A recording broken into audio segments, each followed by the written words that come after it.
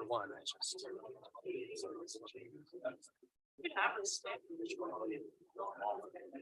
Welcome to your first. I asked her if she heard about it. And she hadn't.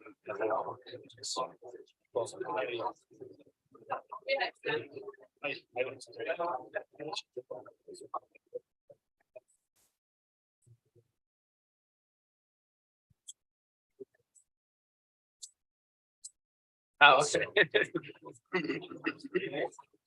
Like see, this is the state in progress. I never.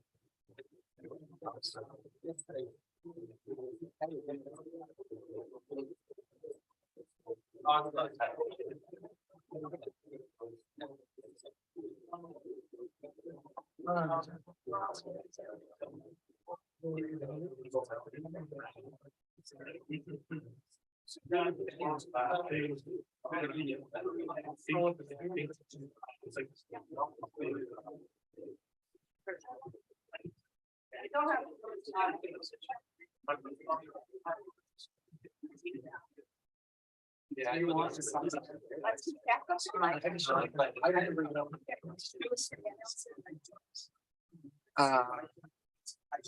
I think I'll let you know. Well, it could have been other times, and I forgot that I just. There's only one where I got home and I was like, dang. And then I thought.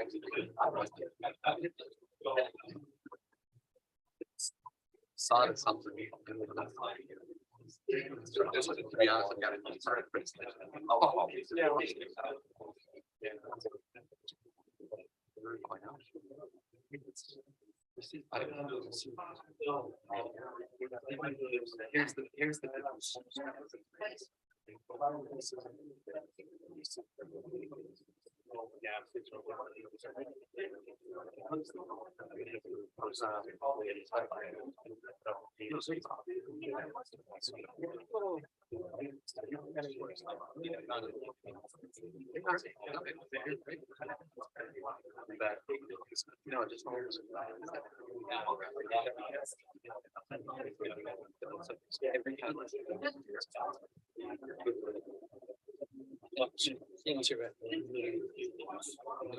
All right, I do love hearing all the chatter, but it is 7:03, so let's get started.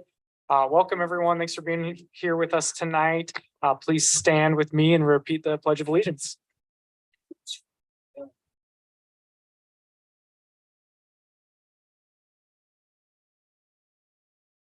I pledge allegiance to the flag of the United States of America and to the republic for which it stands, one nation under God, indivisible, with liberty and justice for all.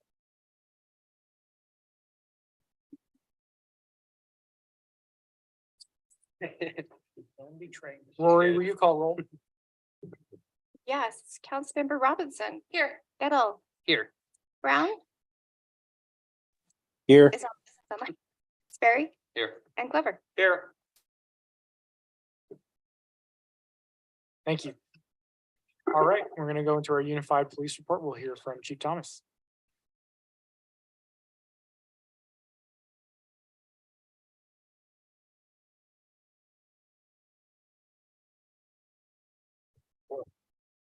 Seems like we've been talking a lot about unified police tonight, so my comments will be short.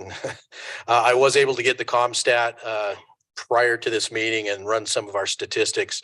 I am going to wait to distribute the monthly report for November once we get the financials. I hope they come in this Friday, and in doing so, I'll forward to the mayor as well as Matt.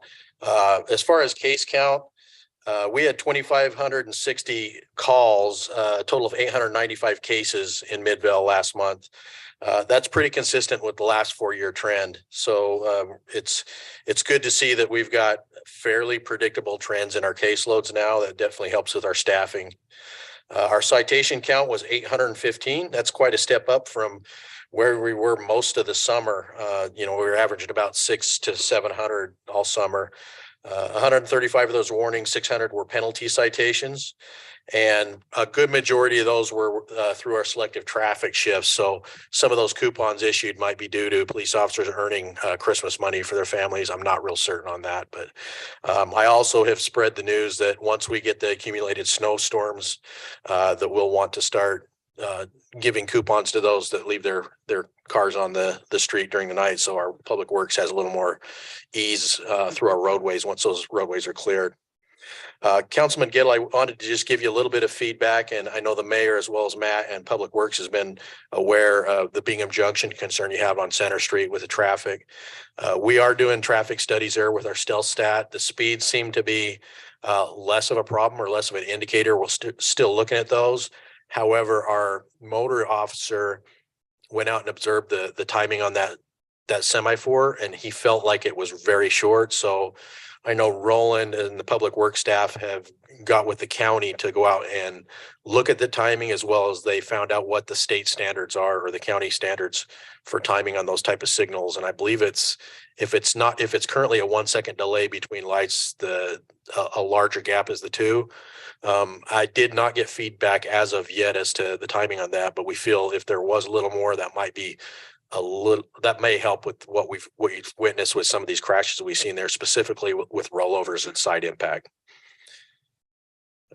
Light Up Main Street was a fun event last Saturday night. If you didn't get a chance to go there, I know Councilman Giddle, I heard you were a little under the weather, but this year we actually closed off the entire intersection over there and walked out in the middle of the intersection for the countdown and the light up, and it was pretty fun event, quite quaint. It was interesting to see Santa inside where it was warm in the theater versus in the alley as he was last year. So it was a neat event. I actually got to talk to the theater owner as the line of kids going down the side was waiting, and he's pretty glad to be a part of that event.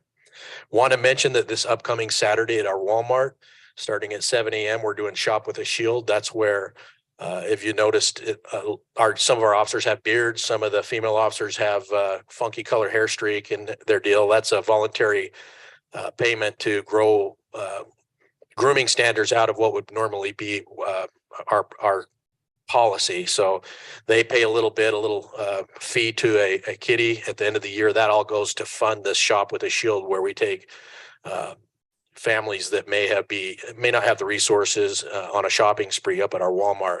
Over the years, we've learned it's far more efficient to do so in a scheduled manner. So if you get a chance to show up and be there, you'll see that it's not a fight in the toy aisle. It's a very controlled, and it's a far more pleasurable experience for all that are participating in that. So if you do get a chance to go up there, please do.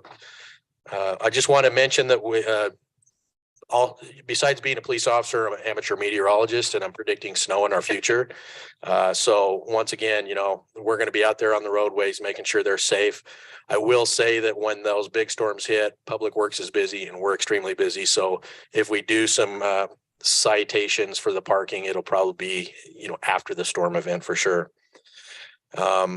Last but not least, if I could call victim advocate Carmen Contreras up to share some of my time, as well as Chief Hoyle. He is the precinct chief for Holiday City, and I volunteered Chief Hoyle to read an accommodation that he submitted to the Unified Police Department for a incentive award for Carmen, and I will just turn the mic over to Justin. Thanks, Chief. Thanks, Mayor, Council, City staff for allowing me to be here with you tonight. I'm truly honored to be able to come over and recognize Carmen for just a minute for her outstanding efforts. I've had the opportunity to work with Carmen for a lot of years, and she continually sets the bar high for going above and beyond to help victims in crimes and just help the community all in all. But what I wanted to recognize her for tonight was an effort that, with the Unified Police model, we help each other out, and she came and helped us out at Olympus High School back in November. So if I can, I'll just read what I wrote in this accommodation here for her. And I wrote on November 17th, 2022, there was an issue with several students at Olympus High School not attending class. It was found that the English was their second language for these students. Arrangements were attempted for the students to change their schedules and help them get on track to graduate, but the language barrier was an issue. Detective Jaime Cardenas, our school resource officer at Olympus High School, reached out to Carmen Contreras, the Midvale precinct. He asked if she could assist with translating for these students. Without hesitation, Carmen agreed to meet at Olympus High.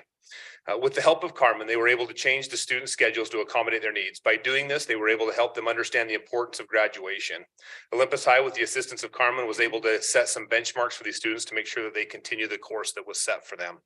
Carmen is very dedicated to the unified police family, but on this day, she was a huge asset to the Holiday community. Due to her willingness to help, these students were benefited and are now on track to graduate. Holiday cannot thank Carmen enough for her help. Carmen is a great asset to the Unified Police Department and the community she serves. As I mentioned before, I've had the opportunity to work with her a long time, and on a personal note, I'm very grateful for all the work that she does, because she continually, this is just one small example of all the work that she does daily here in Midvale precinct and for everybody else. So with that, I'd like to present this award to Carmen, and thank you so much for all that you do.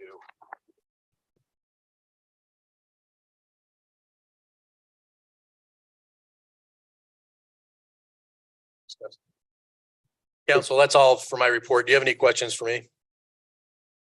Thank you for coordinating that and getting them both Thank here. We appreciate it. And Carmen, thank you so much for your efforts. Thank you. All right, moving on to recognition of Ralph Larios and Detective Mark Utley for significant donations made to Life Start Village. For those who don't know, we have an organization here in Midvale City called Life Start Village, which is a community housing program for those who have experienced domestic violence. Life Start is incredibly successful at what they do, a huge success rate in helping the people that come through their doors. And really, they've had a great community partner in the Midvale Walmart. With that, while I'm doing this, we could have Detective Utley, Ralph, and Heidi come up. I'd really appreciate that.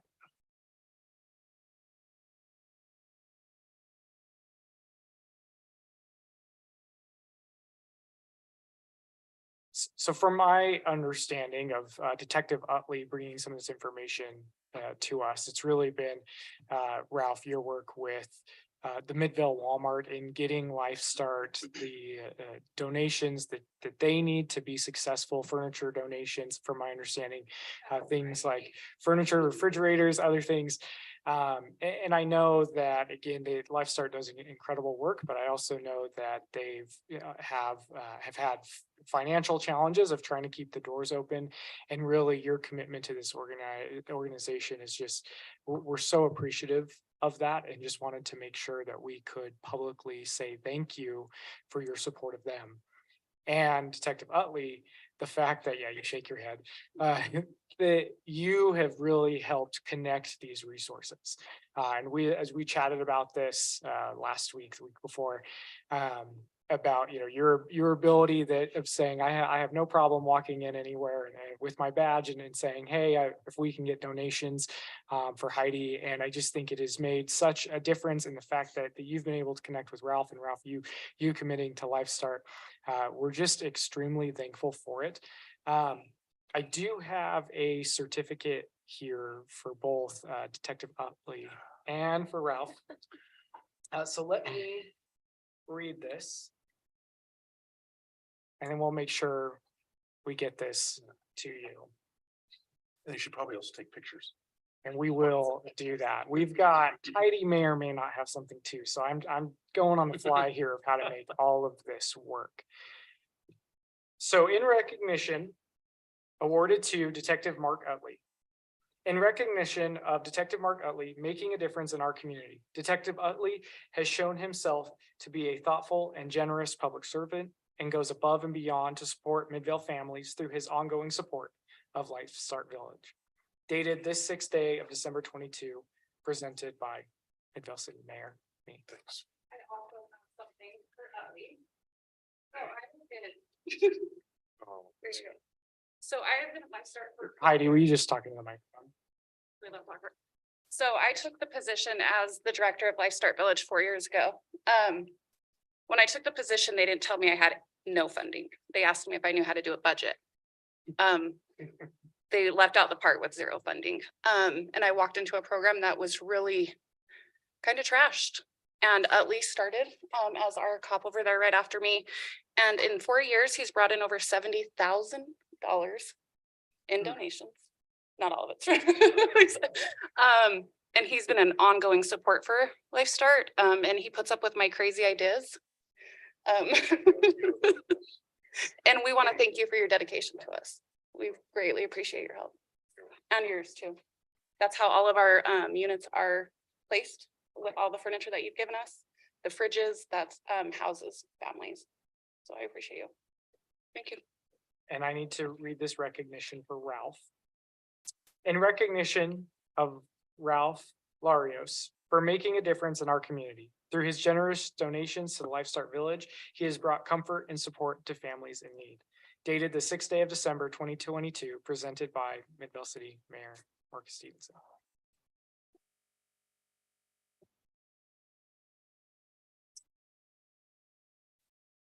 Mr. Mayor and City Council, I've been privileged in the last 18 years to do a lot of specialties in law enforcement. I've been a canine handler for 9 years, got the luxury of training other canine handlers in the state. I've been in the DEU, SIU, I've been an MHU detective, which is a mental health unit, and I've also been in the shelter unit. So Chief Thomas put me in charge of some of our grids and reaching out, and Life Start's a part of that. I don't think it was that much money, but I've seen a lot of programs throughout the 18 years of doing this, and I see how the shelter works. I see how Life Start works. This young lady over here is in charge of a lot of souls. She has a 90% success rate. There's rules, and she teaches these people how to cook. They have to cook meals for everybody once a week. They teach them how to do the laundry. They teach them life skills. She removes all their warrants. She finds them employment. She educates them. Every one of their people last year had a high school diploma. I'm really grateful that you gave me this award. I really am. I'm very honored, but this is something that reaches my soul. She does God's work. And Ralph over here, this all started with the first manager, Jennifer, but he rolled into her position. And I've asked a lot of different businesses in our city to help. Prism Paint has given me donations to paint her playrooms, which we all donated to the police department at the time. We went over there and painted them as detectives on our time. Ralph over here is given fridges and all sorts of stuff. There's a lot of donations from Home Depot. And it's true, I go and she has a lot of crazy ideas. I went to every apartment complex that we have in the city of Midvale. It took me almost 2 weeks to do it, and schedule meetings to meet with apartment managers to get her ladies housing because of their credit rating, and to tell them what Life Start's about so they would actually open their door to allow them to rent an apartment. There's lots of things that she does, but at the end of the day, this is what makes the world go round. The gentleman standing behind me too, Mr. Hoyle, and his wife donated thousands and thousands of dollars worth of supplies, clothes, school books, clothing, food. We spent the entire Saturday loading up box trucks and taking them to Life Start. It's not just me, it takes a community. And I'm just really proud to be a part of it. If anybody should be rewarded tonight, it's Mrs. Lund for taking care of these souls and changing their direction of life. That's all I want to say.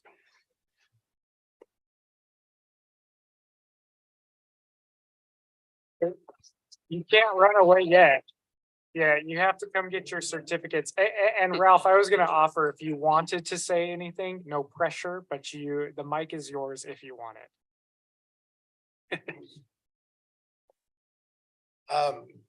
So yeah, my name is Ralph, right? I've never really done a speech like this, but as Walmart, right, I represent Walmart. I've been blessed to work in the Midvale Walmart. And one thing that I've always done was Walmart's always had that culture of representing the community we're in, right? And that's something that I took to heart the most is growing up, I mean, I had my struggles in California, and Walmart's always stepped in with Shop with the Cop. And that's something that I wanted to do, is help out, because Walmart is probably the biggest presence we have in every community. And I'm just honored, you know, what I mean, to be able to help out the community, make a difference, knowing that Walmart is also going to support the community, the town, or whatever it is being asked of us from other peoples. But I do appreciate the award, and you know, I mean, we're always going to be here to support the community that we're in. So thank you, guys. Thank you. Okay, if you all would mind coming up here, and I will make sure. I don't have one for you. In the picture. Yes. Did he just like sit out there? That. That would be wonderful. 1, 2, 3. I'm not gonna spot too long. Thank you so much.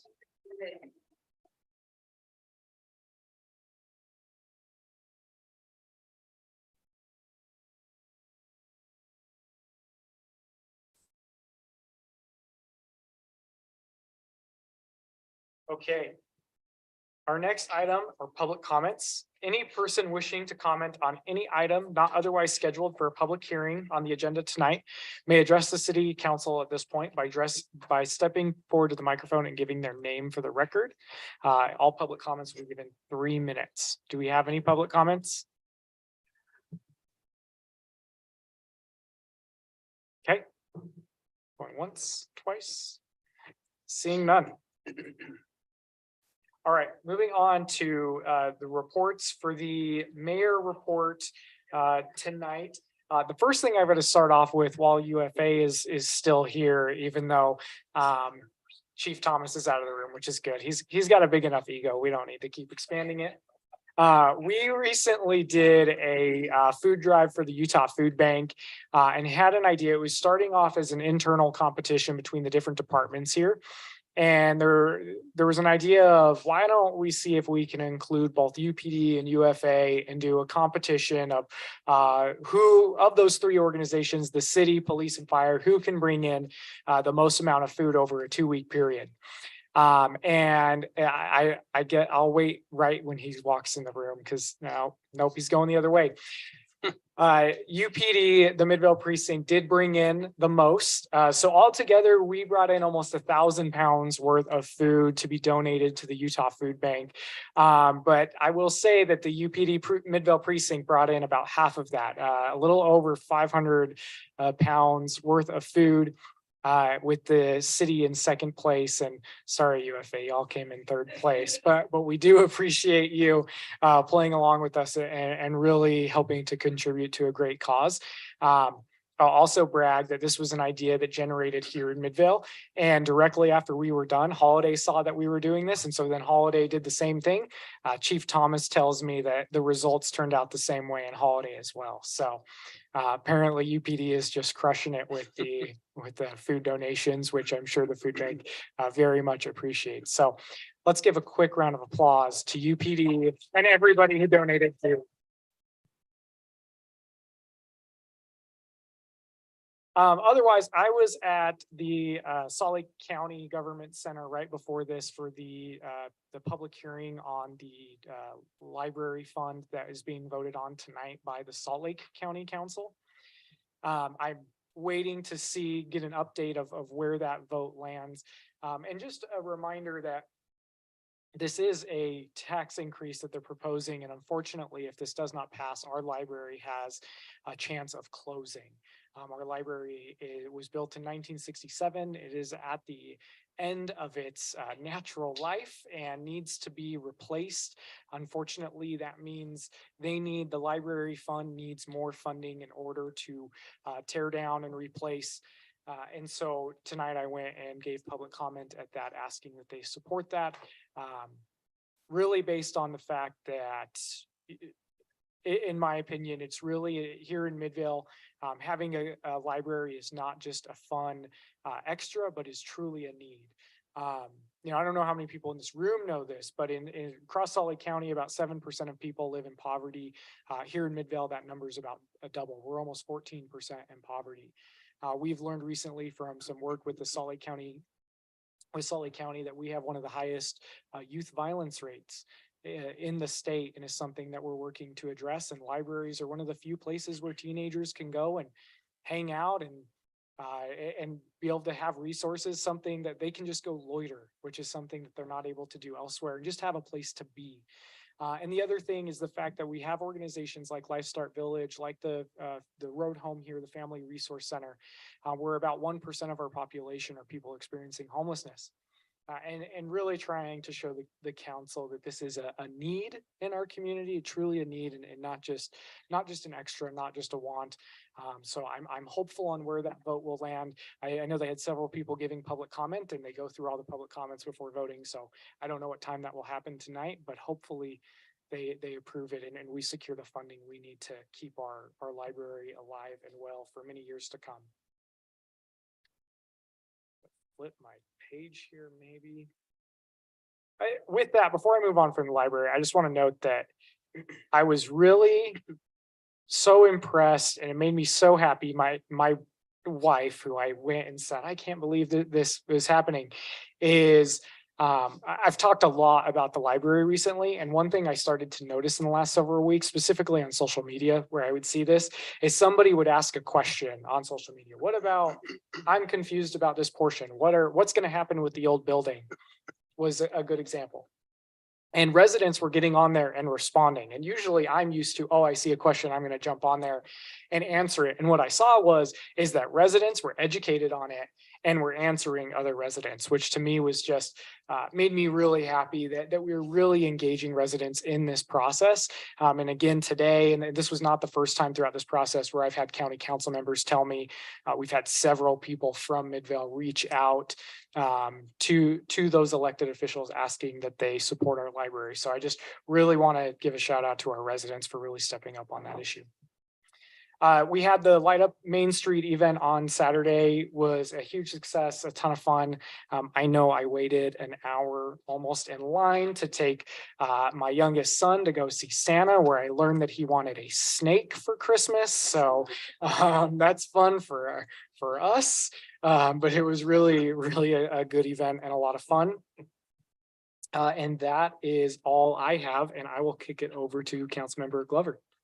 Well, thank you, Mayor. I just would like to say, and I guess this is the last meeting of the year, so it's a year end, and I'd like to thank all of our employees, all of our city council and mayor, and all of the fire and unified police. You guys do a great job. We appreciate it. You need to know that we really feel that we love you and appreciate all that you do for us. I just hope that you all have a great holiday season. Thank you. Thank you. Councilmember Sperry. Well, I was going to say nothing, but after hearing what Councilmember Glover said, I have to say I agree with all of that. So I just echo what he said. Thank you for everything the staff has done, and UPD, Unified Fire, as public servants, and even the members of the residents and others that are here, just for being great supporters and contributing to the community. And it was fantastic what we heard in presentations earlier, to see what people are doing, not just this time of the year, but throughout the entire year, what they do to help others in our community. So thank you. Thank you. Councilmember Gettle. Thanks, Mayor. Yeah, it's crazy to think that we're not going to be here with each other until 2023. So Merry Christmas, Happy Holidays, Happy New Year, all that stuff. I just wanted to say thank you to UPD and our Public Works Department, who did a great job managing our back-to-back snowstorms that happened. I was joking with Glenn that I can always tell when I've entered West Jordan after a snowstorm, because that's where it starts to be treacherous on the road. But we did a really good job, I think, getting the roads cleared for these two. Not that they were big snow events, but the snow needed to go somewhere. So thank you guys for that as well. And just personally, I wanted to thank people for reaching out. I was one of those folks who got this new strain of COVID, and I had avoided it for almost 3 years, but this one put me down for about 2 weeks. And I just wanted to thank everyone who reached out to check on me, and some of those, Heidi, who brought me soup, which was very, very, very welcome. So I'm not going to say the thing, but COVID-19 is still out there, and do what you can to protect yourself from it, because it is not fun at all. I think that was it for me, Mayor. If I think of anything else, I'll interject. Thank you. Thank you. Councilmember Brown. Yes, thanks. I don't have much tonight. I do want to appreciate everyone that sort of reached out. I didn't even know it snowed because I've been living in the basement for over a week now. So that's good that I didn't get any complaints, Glenn, if that makes you feel better. I feel like I usually come to you for those. So yep, if not, I'll see you guys in the new year, and thanks for you guys' support. Thank you. Councilmember Robinson. Thank you. I too would like to echo the gratitude towards city staff, Public Works, UFA, UPD. Thanks for another successful year here in Midvale. And then as well, also say I really enjoyed the Light Up Main Street event. I would also like to add some gratitude to the Main Street Business Alliance for participating in that and continuing that and improving that every year. I'm really looking forward to seeing what other events we can have on Main. That's all I have. Thank you. City Manager report, Matt. I appreciate all of your kind words this evening. I really do enjoy working with you as well. I know that there are a lot of city staff members that do listen to these meetings either live or later, and I'm sure they'll be very appreciative of your kind words. The main thing, I think, whether it was during the workshop or not, I think I covered some of the other announcements. The only other thing I wanted to hit is that, two things. One is that we've been getting some calls today because we have pulled down the Frisbee golf equipment for the winter. The reason for that is that it's part of sort of maintaining the equipment as well as maintaining the actual grass and that kind of stuff. And so we have on our website that it goes down in December, comes back up in March. And so there's a reason for that, so we can maintain it and hopefully keep that system going for in the long term. And so anyways, if you get any calls on that, since we've already gotten some calls, I just want you to know that's why we've done that. Can I just ask a question? I haven't used the Frisbee golf, but I would imagine that it'd actually be fun to play like in the winter time. So is that something that we need to do? Is that something that other cities who have Frisbee golf, they take theirs down as well? I can't speak to whether everyone does that, but the intent on our end was just that way we can go through and maintain the stuff that's kind of gone through the main system. I hear you, and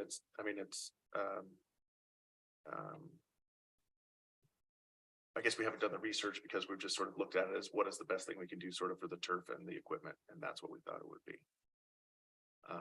But it's something that we can look at and see if there's a different way of handling it. I feel like it would be fun to do in the winter time if that's what your hobbies included, Frisbee golf, but if there's a legitimate reason to take them down for maintenance or whatever, yeah, I can understand that as well. But, if people are already calling in about it, it might be something to at least consider. And we have been talking with some of them, and I know we've made some arrangements for at least one person who's pretty knowledgeable about it to meet with Glenn and sort of talk through their thoughts on it. So we're not just saying that's good. Don't talk to us until March, but that is sort of where we're that is how we're operating at this point in time. Okay, thank you. And then with that, I'd ask Nate to provide some details on a couple things going on. Sure.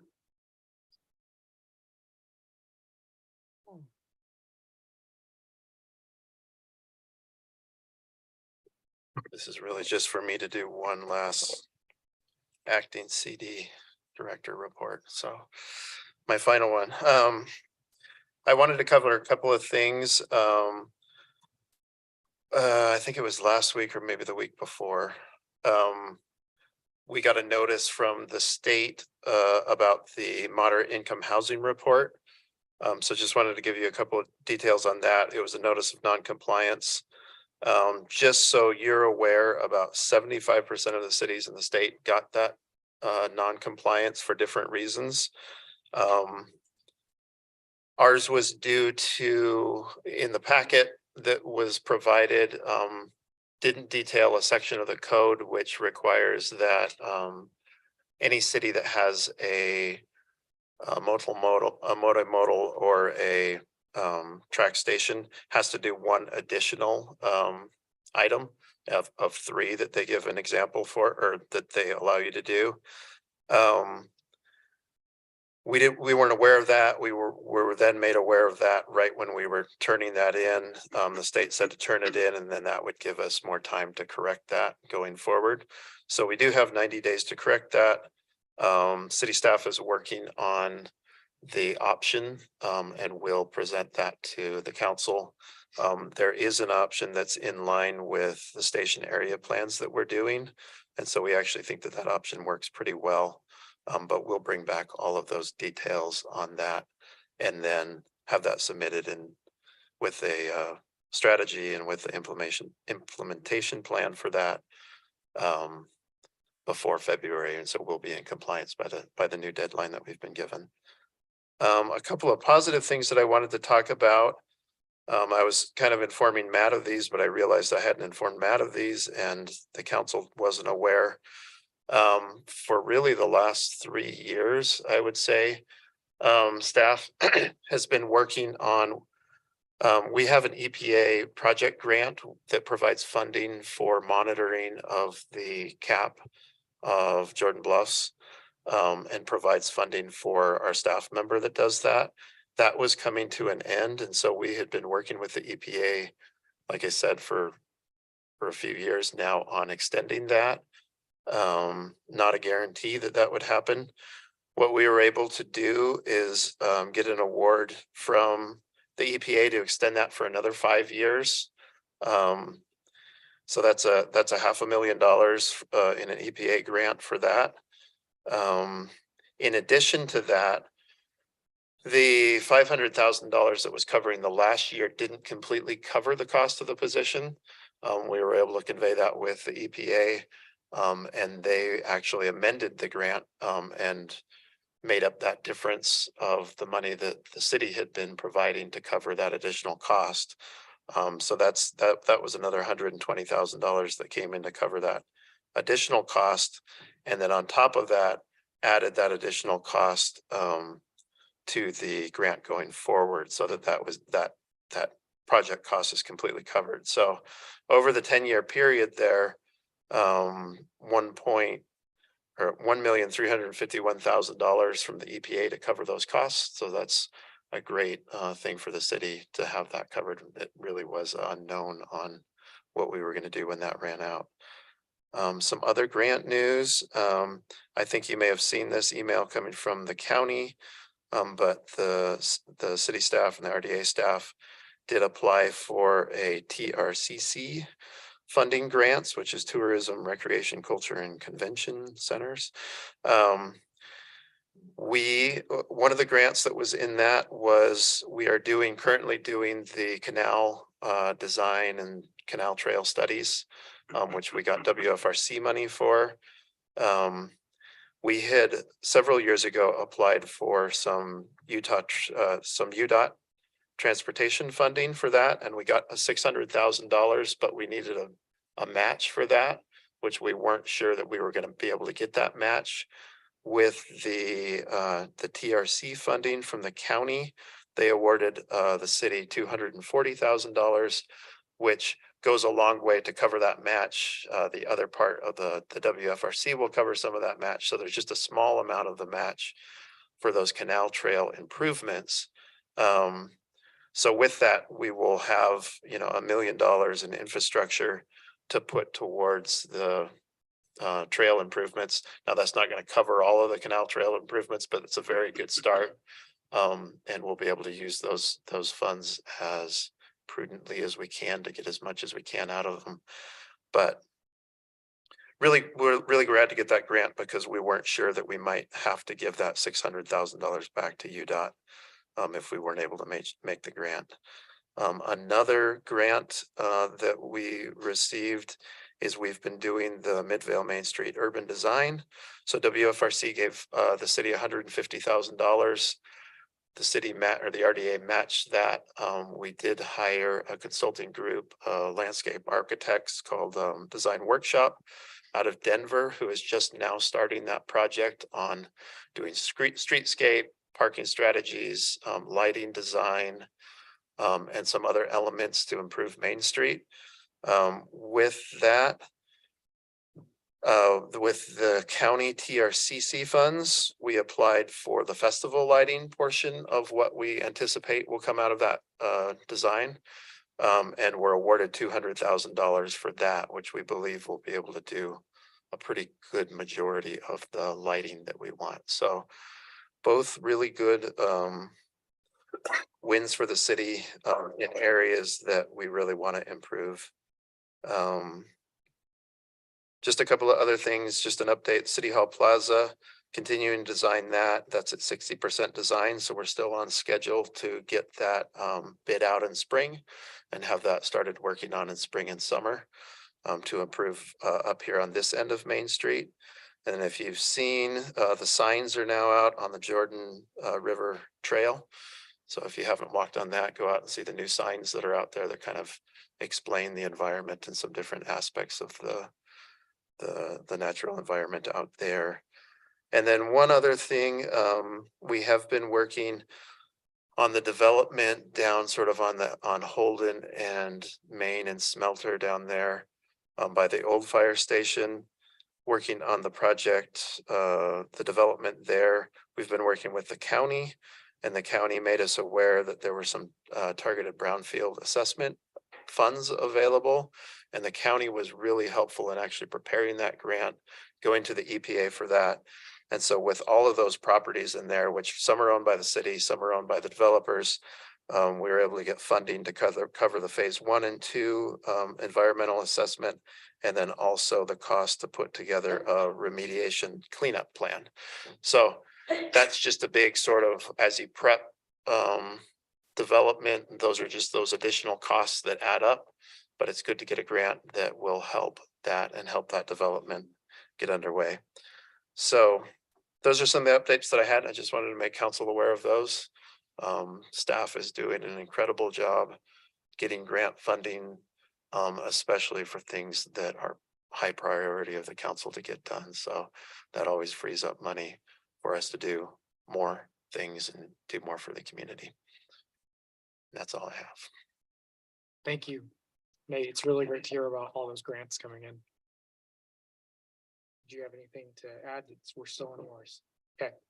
All right, moving on to our consent agenda. We've got 2 items. Consider minutes of November 15th, 2022, and consider resolution number 2022 R49, establishing a time and place for holding regular city council meetings, designate the mayor pro tempore, schedule and adopt the holiday schedule for the 2023 calendar year. Is there a motion to approve the consent agenda? Mayor, I motion that we approve the consent agenda. Second. We have a motion and a second. Any discussion on that?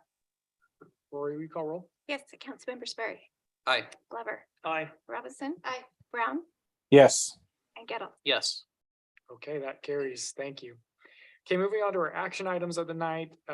Action item A, consider resolution number 2022 R50, confirming the mayoral appointment of Garrett Wilcox as the city attorney for Midvale City and authorizing the execution of an employment agreement. Garrett, I'm going to ask you to get up and go over there. While he's walking, at our last council meeting during workshop, I had expressed some of the reasons why I felt like Garrett was the right choice for the city attorney position. But I can tell you, since that time and having Lisa leave this position and Garrett acting in this role in interim, we've really have already seen him, I feel, step up on many different issues. Every day at a city is a new adventure. And within there's always something, but really within the last 2 weeks, we've had a few different things where we've had to call on Garrett and say and ask for his opinion and advice. And he has really stepped up already. I'm really excited to have you as my appointment and would hope that the council confirm that. Matt, I don't know if you wanted to add anything about the employment contract or anything else. Well, just as a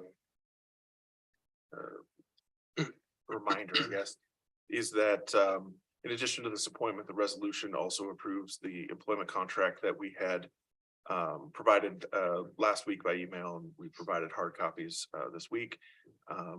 And if there's any questions about it, I'd be happy to answer any of those. But the motion as written would have both make the appointment and approve the contract. Well, I believe Garrett is prepared to take some questions. I know again that we did this at workshop, but you've got one more opportunity to see if this is the choice you'd like to have. In that position.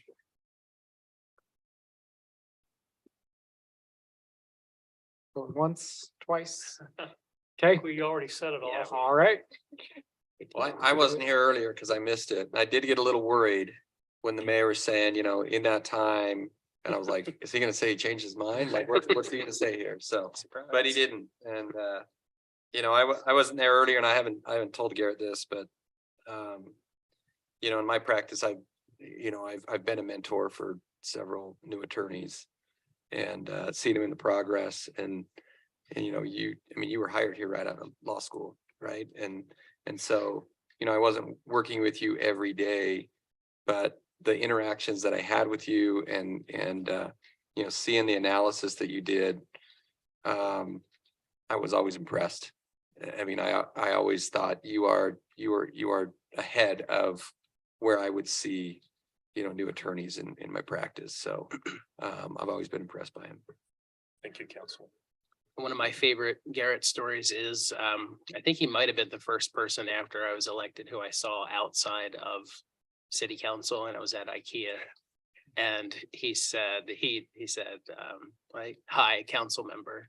And I was like, at IKEA, I'm Dustin. But Garrett, as I said in our previous workshop, is very professional.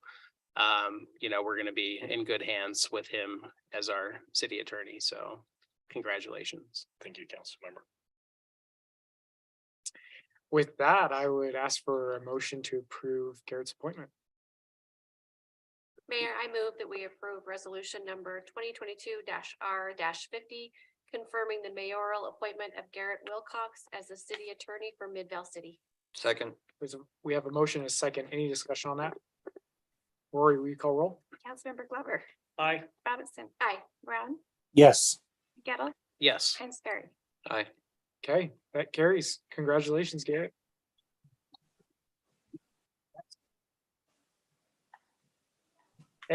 And Garrett, I think Rory's coming up for you, so.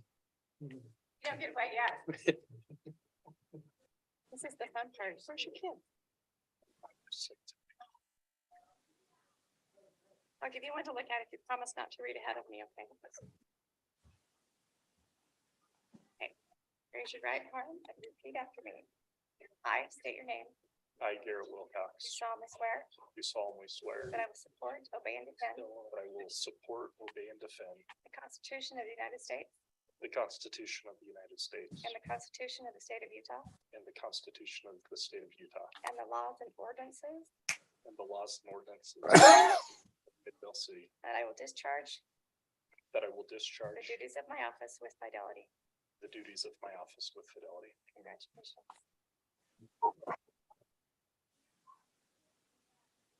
Garrett. Have to sign. You don't get to get out of the spotlight that quickly. I'm just tempted to make you give a speech now since you keep trying to get away. And All I'm right. sorry, Mayor, I can't do two things at once. So Here you go. did you need anything else from me? No. This is why we love Garrett, because he's always always asking anything else you need. For better and for worse, There right? you go. Thank you, Garrett. All right, moving on to our second action item, consider resolution number 2022 R51, confirming the mayoral appointment of Adam Olson as the Community Development Director for Midvale City. Adam, if you'd like to step up. I was not there for the workshop today, so I'm gonna assume that this, it went well. It was wild. Wild. You know, Adam has worked at our city since September of last year, but has been working in planning since 2006. And you know, it was before my time, but from my understanding, when Adam came on, our planning was maybe in a little bit of disarray. And I think you've really helped us get into a better spot, and I think that you'll do a great job in this community development director role. So with that, I would open it up to the council for any questions for Adam. I think, did you become the senior planner within like days of working here? Started as the director, yeah, so. Yeah, it was a quick move up, so. And we said it in the workshop, but you know, I've always appreciated your calm and level-headedness in dealing with some tricky issues sometimes when we get developers and folks from the community who might not want that development going up. Adam sometimes is in the middle of that and conducts himself very professionally and knowledgeably. So I'm looking forward to your new position. I think you're going to do a great job. Any other questions or comments for Adam? With that, I would ask for a motion to confirm this appointment. Mayor, I move that we approve resolution number 2022 R51, confirming the mayoral appointment of Adam Olson as the Community Development Director for Midvale City. Second. Okay, we have a motion and a second. Any discussion? Rory, will you call roll? Yes, Councilmember Robinson. Aye. Brown, Yes. Gable, Yes. Barry. Aye. And Glover. Aye. Okay, that carries. Congratulations, Adam. But don't go anywhere. But we can still clap for Adam. Okay.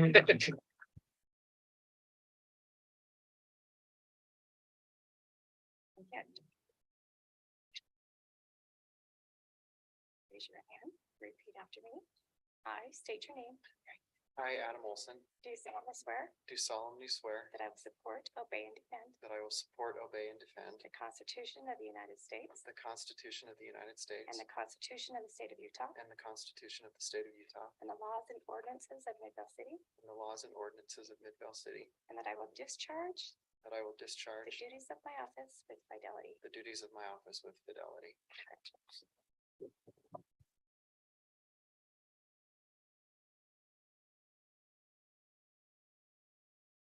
While Adam is signing that, I just got the text I was waiting for, which I think hopefully deserves another more excitement, and that is that the fund for the library passed with a vote of 6-3.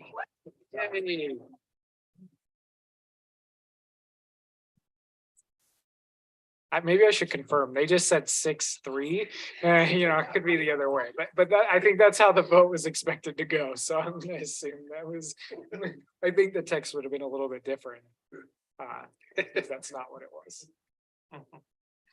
All right, moving on to action item number C.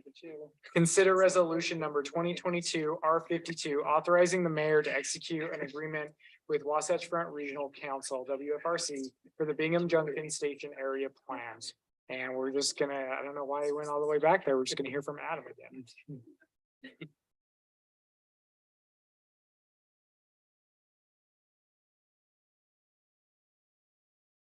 Thank you, Mayor and Council. This is a resolution which would authorize the mayor to sign the agreement with Wasatch Front Regional Council, also known as WFRC, for the Bingham Junction Station Area Plan. So House Bill 462 was adopted this past year in the legislative session. And one of the things the bill requires is that municipalities with a fixed rail guideway, so commuter rail or light rail, need to complete or prepare and complete what they call station area plans that cover a radius of a half mile outside of that station area. So each municipality that has these stations These plans can be tailored to their needs, but they do need to address certain things which are called out in HB 462. Some of those aspects are strategies to increase availability of affordable housing, promotion of sustainable environmental conditions, and then enhancement of access to employment opportunities, and finally, increase transportation choices. So Midvale, we have 3 such stations within our city boundaries. We have Bingham Junction, Midvale Center, and we also have the Fort Union Station. Those 3 are all track stations. 2 are on the blue line, and then the Bingham Junction is on the red line.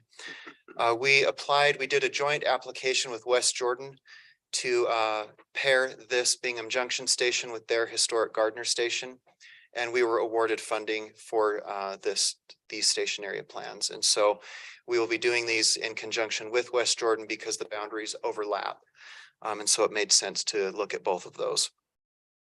We're also with West Jordan, we're one of the first cities to apply for this type of funding and receive it.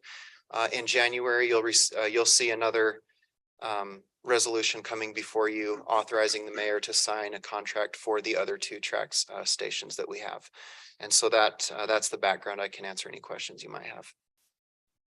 I've got one. Is this fully grant funded? I saw in there was Correct. 350,000. Yes. Grant funded. Yeah, that's for these stations. And then we've also received full funding for the other 2. So there's no city match other than just employee time in working with these. So. Thank you. And then I was also seeing they're gonna do an open house on this at some point. Yes, there will And be. it said 1 open house. Do you know how that will work? Because we share this with West Jordan. We've not had any kind of kickoff meeting yet. We're waiting until the contracts are signed. West Jordan has to sign theirs as well. But we'll dive into those details and we'll keep you posted on what those are. So. Questions for Adam? Okay. With that, I'll entertain a motion. Mayor, I move that we approve resolution number 2022 R52, authorizing the mayor to execute an agreement with Wasatch Front Regional Council for the Bingham Junction Station Area Plan. Second. We have a motion and a second. Any discussion on that? Lori, will you call roll? Yes, Councilmember Brown, Yes. Gettle, Yes. Sperry, Hi. Glover, Aye. and Robinson. Aye. Okay, that carries. Thank you. Moving on to our discussion item of the night, discuss unified police department reforms, including the 9th amendment to the cooperative agreement by public agencies to create a new entity to consolidate law enforcement services and provide rules of governance. Matt.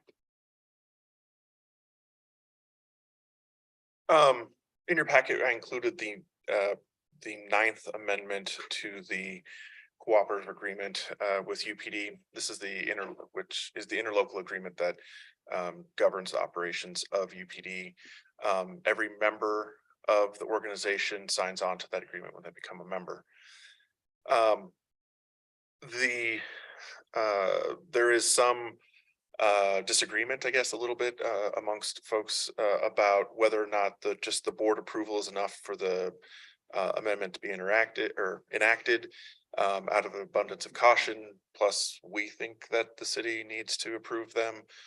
We are bringing the amendment to you to ratify. Today is just the discussion. We'll be bringing it back at the next meeting.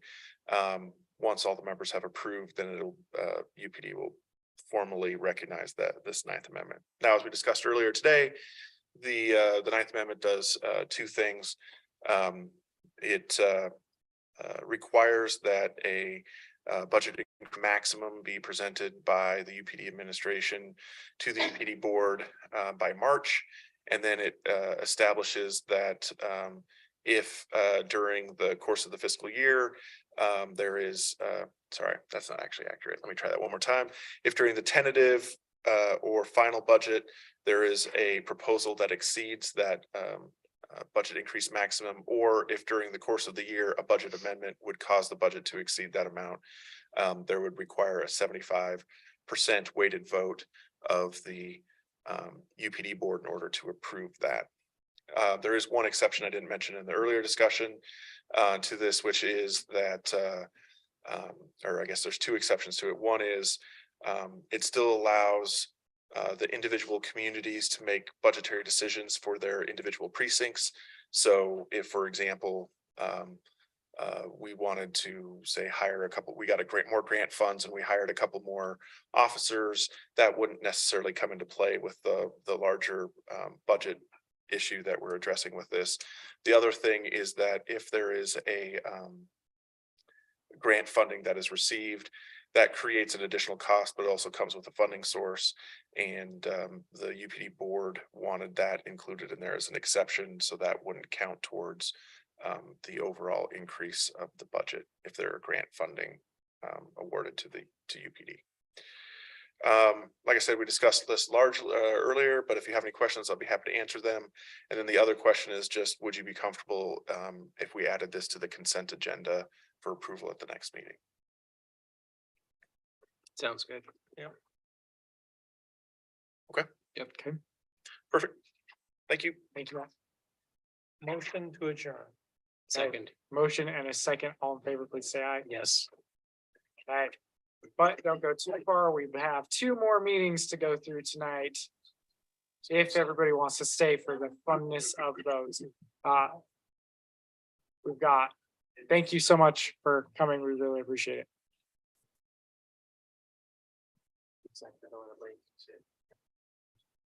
Thank you. Appreciate it.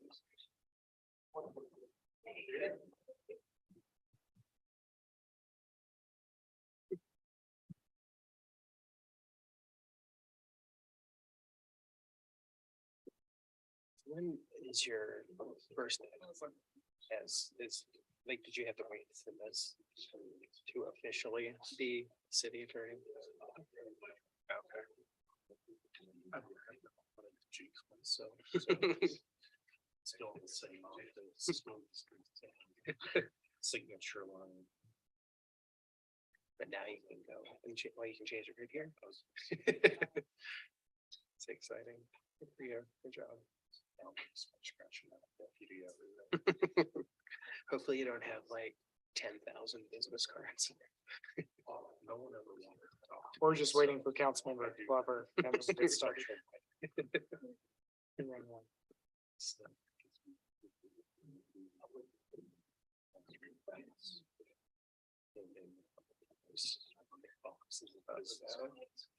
Hers actually has she started yet? So yeah, she's from the country, but she's she can't swear in as a judge until she gets through our training. I was wondering how that goes. It's just like it's one day, oh, you're a judge now, get up there. No, He's so rude. didn't have my notes. Yeah. It's like. His note just said- I was like, sorry, I have a conflict, so. Hey, you're a councilman, get up there, the meeting's starting.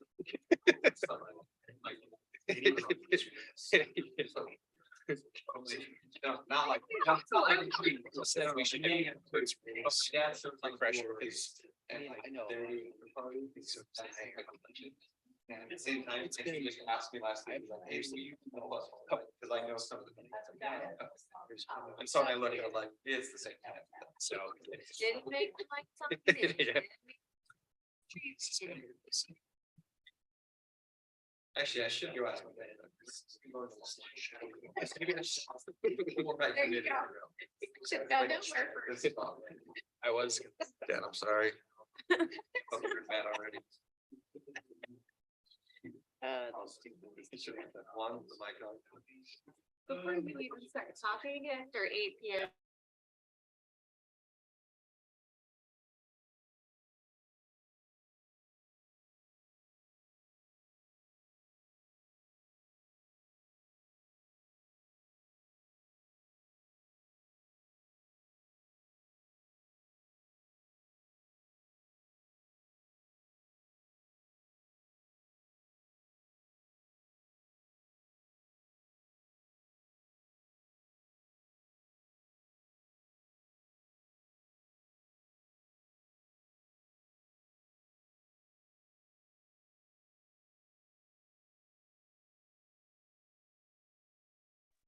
All right, it is 8:04, calling the redevelopment agency of Midvale City to order.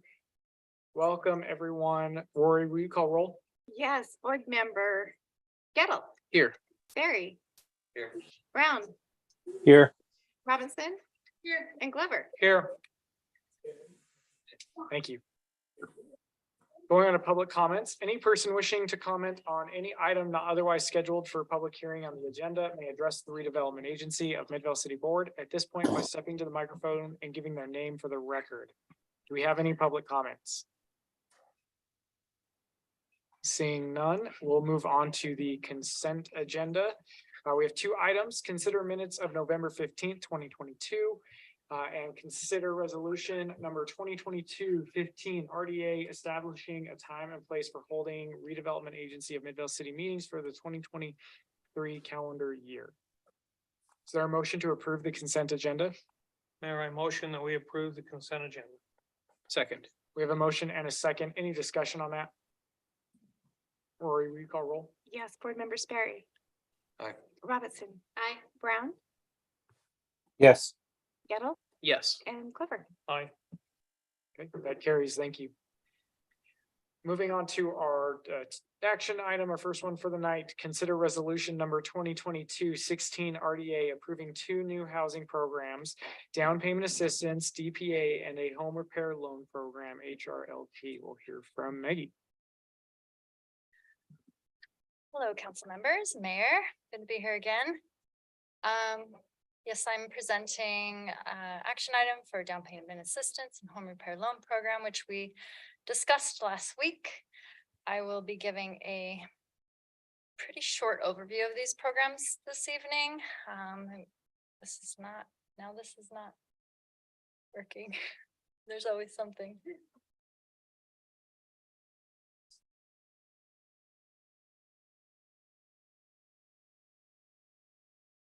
Do I have to turn this on?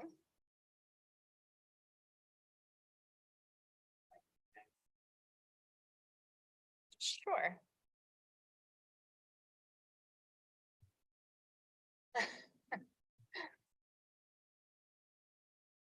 Have we used this tonight yet?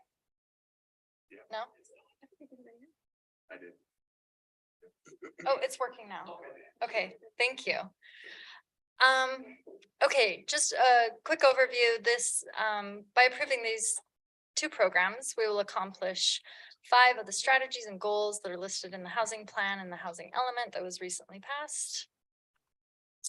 And a quick review of what we discussed last week. We will not be discussing the RFP tonight. Tonight we will be just discussing approving the 2 housing programs, but I wanted to remind you that once those programs are approved, we'll be releasing an RFP to contract with a local organization to administer these 2 programs. And the first one is the down payment assistance program. Would you like me to go over these programs again, or just like quickly? I made one change, but I'm just curious. Maybe just Y'all- highlight the changes. Okay. I like changes. Perfect. Okay, so down payment assistance program, the change that we made was updating the $25,000 forgivable loan for Midvale residents or employees of a public entity operating within Midvale. To qualify, they must have lived in Midvale or worked for a public entity within Midvale for at least 1 year. This was a major change to this program, and any questions about that? All right. I'm just going to flip through these items to the home repair loan program. We didn't make any updates to this program. Unless you have any questions about it, I will skip through to the final slide. Questions or comments for Maggie? Okay. I just wanted to note too where we are at in the program timeline, highlighted in red is approving these programs this evening, and then the release of the RFP, and then final refinement of the programs will be coming back to you all, including final budgets at a later date.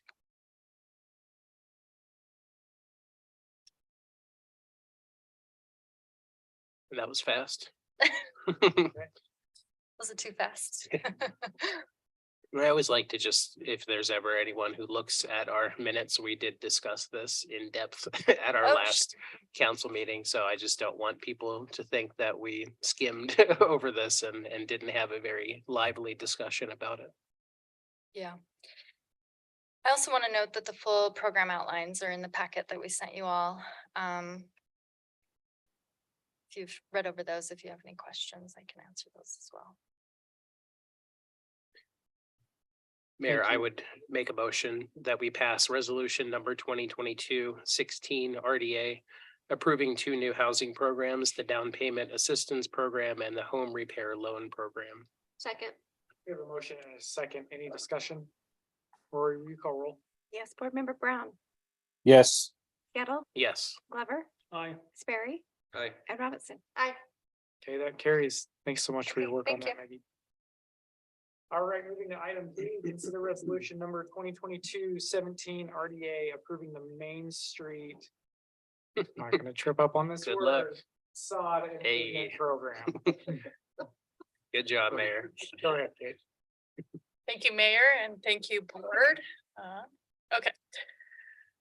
So I am just bringing back the facade improvement program, which we discussed at the last RDA meeting for approval. I wanted to start off my presentation first by providing some framework as to why RDA staff is proposing this program as a tool for revitalizing Main Street.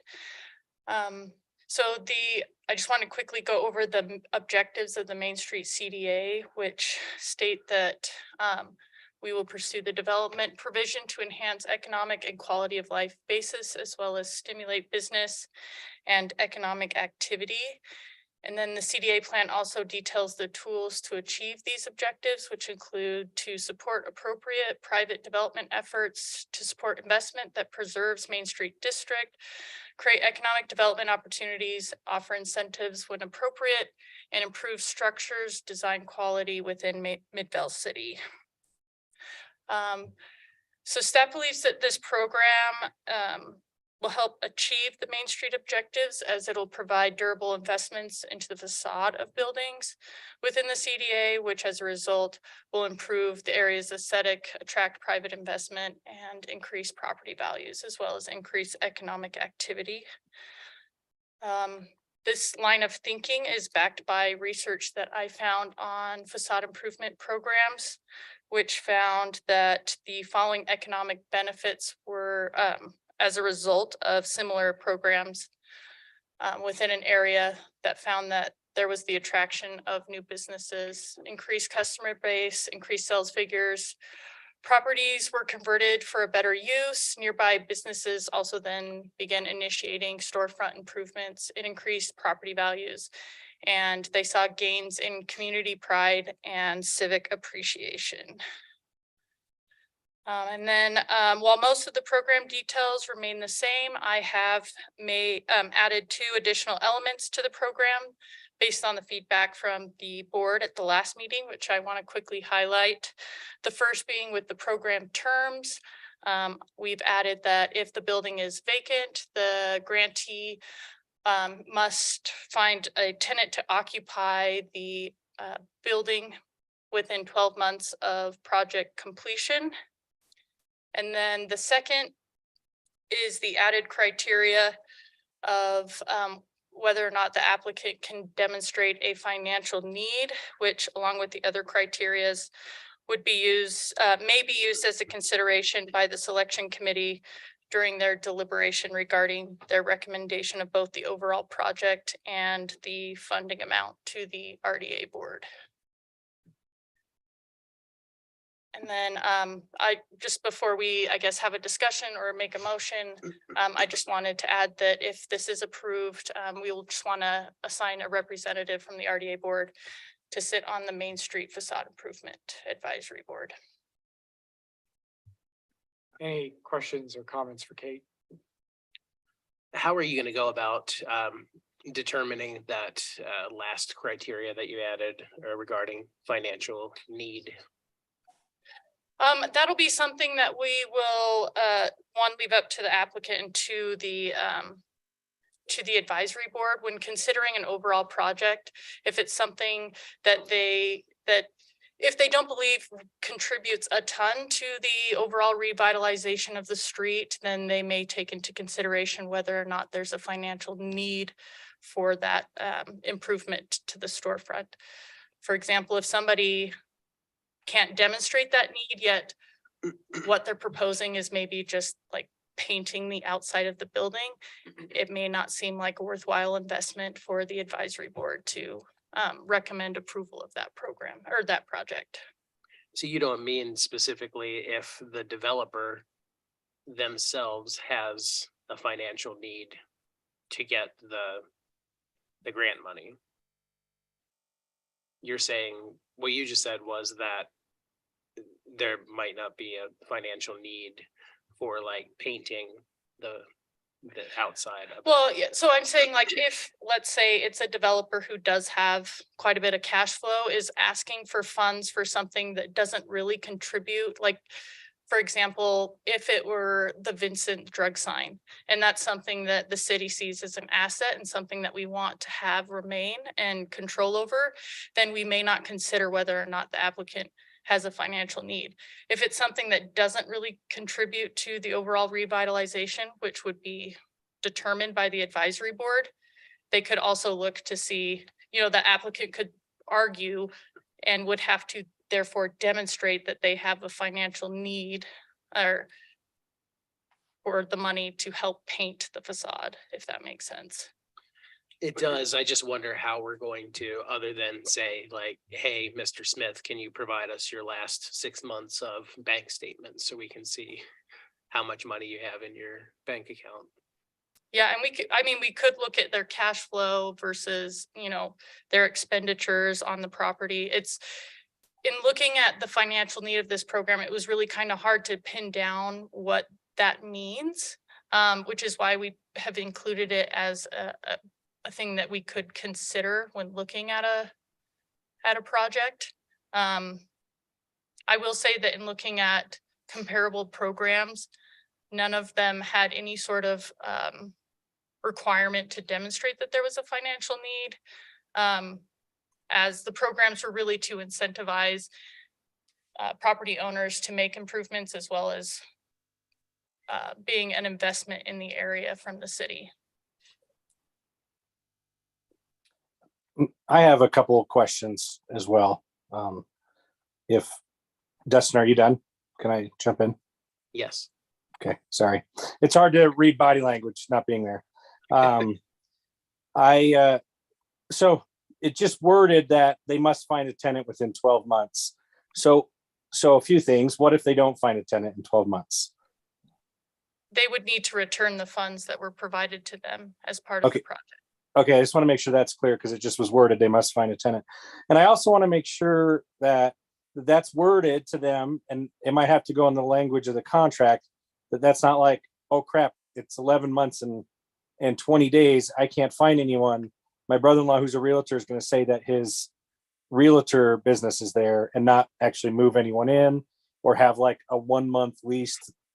Like it needs to be worded that it's like a viable business that's going to come and stay there, because that's the first thing that's going to happen is if they don't hit it, they're just going to lie to us or at least try to game the system by saying, oh, well, we have a tenant. There's this one person that has a plastic table set up in the middle of the room. Like that's not the intent of requiring a tenant. It's for a long-term, we're trying to help them to turn this over long-term, not, make them the most money without them spending any as possible. So I don't know how we could word that, but I would like to see that sort of added in there.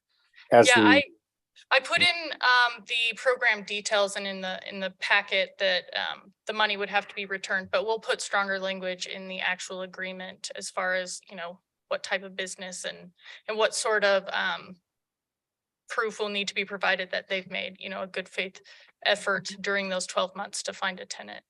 Yeah, I don't know if like a 3-year lease, like a 3-year tenant or something along those lines, but anything that's month to month or whatnot, that's just to cheat us or, And Yeah. I don't want us to go down that route either.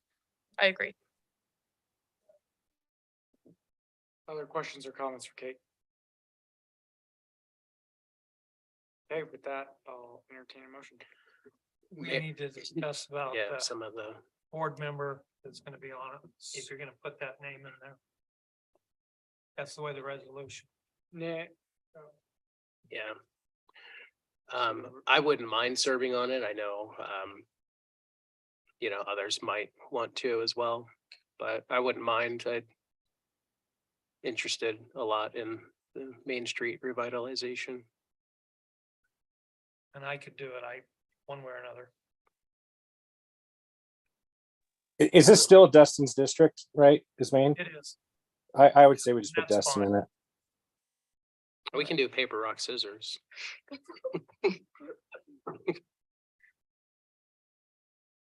so we've heard. Guess which. Heidi's choosing. Yeah, with it being in his district, I support that. That's great. And we can, like, I'm not the person for life. So we can always switch if. It's a blood oath. Can we make a note of this that we review it every year? Yeah, I mean, we do generally with all appointments, so. If we're all on the same page there, then again, I would entertain a motion with Dustin's appointment included. Well, I'm not gonna make that motion.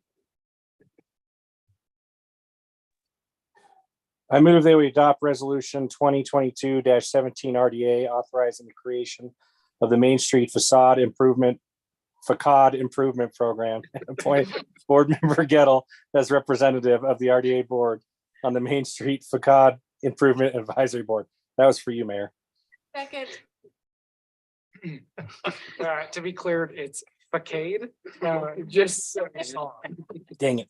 For people who are listening, I don't think they get all that. Yeah. That's okay.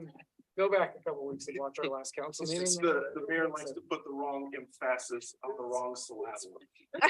I made a mistake. Well said. The only person online is probably me, Quinn, so it's probably fine. All right. I'm sorry, I got distracted. We have a motion. Did we have a second? Yeah. Okay, that's what I thought. We have motion second. Any further discussion on that? Rory, will you call roll? Yes, board member Gettle, Yes. Glover, Aye. Sperry, Aye. Robinson, Aye. and Brown. Yes. Okay, that carries. Thanks so much. Yeah, Thanks thank for all you. your work on this, Kate. Motion to adjourn. We have a Second. motion and a second. All in favor, please say aye. Yes. Righty.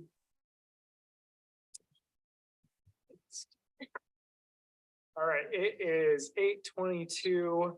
Welcome, everybody, to the Municipal Building Authority Board, Midvale City. Rory, will you call roll? Yes, board member Glover, Here. Robinson. Here. Gettle, Here. Sperry, Here. and Brown. Here. Okay, thank you. For public comments tonight, any person wishing to comment on any item not otherwise scheduled for a public hearing on the agenda may address the Municipal Building Authority Board at this point by stepping to the microphone and giving their name for the record. Do we have any public comments? No, and we never have. Okay, seeing none, we'll move on to the consent agenda. We've got two items tonight. Consider minutes of June 7th, 2022, and consider resolution number 2022-03 MBA establishing a time and place for holding Midvale Municipal Building Authority meetings for the 2023 calendar year. Is there a motion to approve the consent agenda? Mayor, I motion that we approve the consent agenda. Second. A motion and a second. Any discussion? Rory, will you call roll? Yes, board member Glover, Aye. Sperry, Aye. Robinson, Aye. Brown, Yes. and Gettle. Yes. Okay, that carries. Thank you. Motion to adjourn. Second. Motion and second.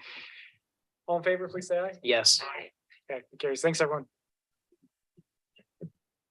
Is that it? Am I good?